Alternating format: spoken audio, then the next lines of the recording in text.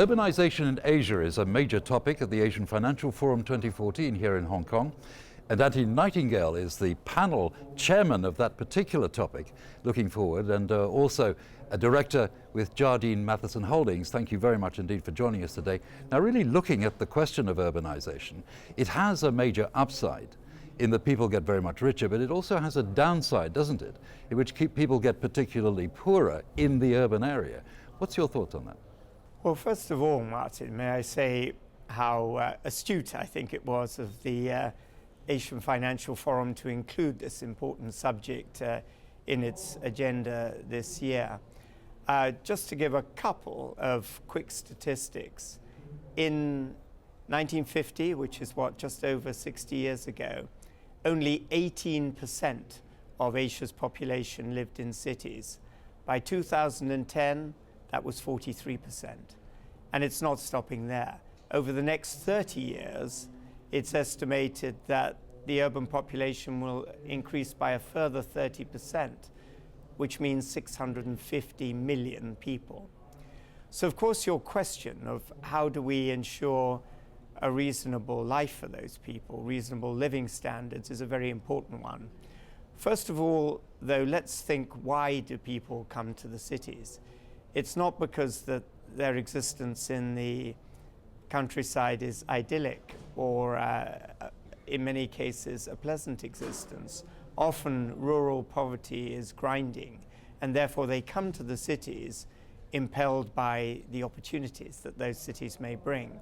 And indeed, cities do bring opportunities. They bring employment, they bring access to services, but they also have, as you say, a downside. There's rising inequality, there's traffic congestion, there's slums, there's pollution, there's increased crime. But above all, how do we ensure that these people coming from the countryside, and indeed the existing urban poor, have a good life going forward? There is no one-size-fits-all solution to this. What needs to be done, of course, is good city planning.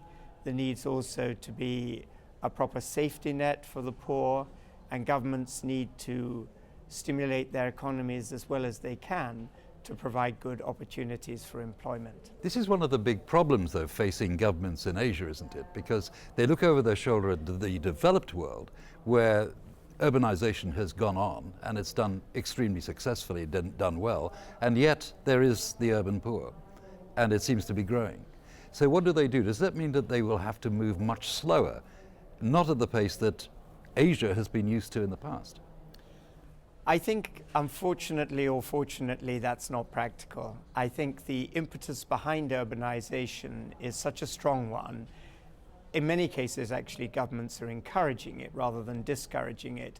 But even without that government encouragement, that would be the way that it would go, because people are impelled to leave behind their rural lifestyle, the hard work in the agricultural sector, often the underemployment that exists there, to look for the bright lights of the city, even if in certain cases, but of course by no means all cases, they're going to be disappointed by what they find. So I think there's no stopping the momentum. The point is, how can governments and institutions help manage this process as best as possible? But can they do that at all? Because really it comes down to, doesn't it, a question of competition. And governments want as much competitive advantage as they can get, and they get that through urban dwelling, through urbanization of their country. How can they do that and yet still expect there to be what you'd call a sort of a humanitarian undertow to their policy? Well, I think there are many things government can do, and first of all, governments can ensure adequate infrastructure in the form of transport, roads, mass transit systems, and also in the forms of hospitals, schools, and other institutions that help the entire population. Then, for those who sadly can't find the right work, or for some reason are disabled or incapable of working, there has to be a proper social safety net.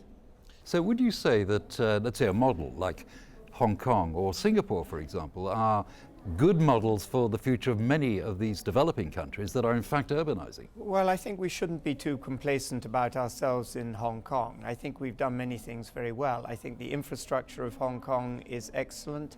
I think on the whole, the medical system, the schooling system is good, but we do still have a widening wealth gap.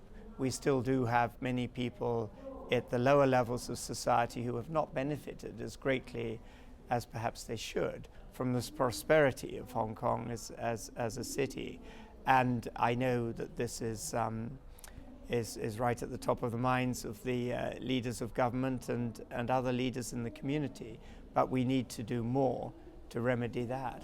Should that really be actually at the basis of the so-called rebalancing of economies that they have around the world, and particularly here in Asia, that you've got to think much more in terms of how this is going to suit the poorer parts of the society as opposed to those of the wealthiest parts of society? I think it's a balance. I mean, overall, we need to have vibrant and active economies, but we also need to ensure that those less advantaged in society are looked after.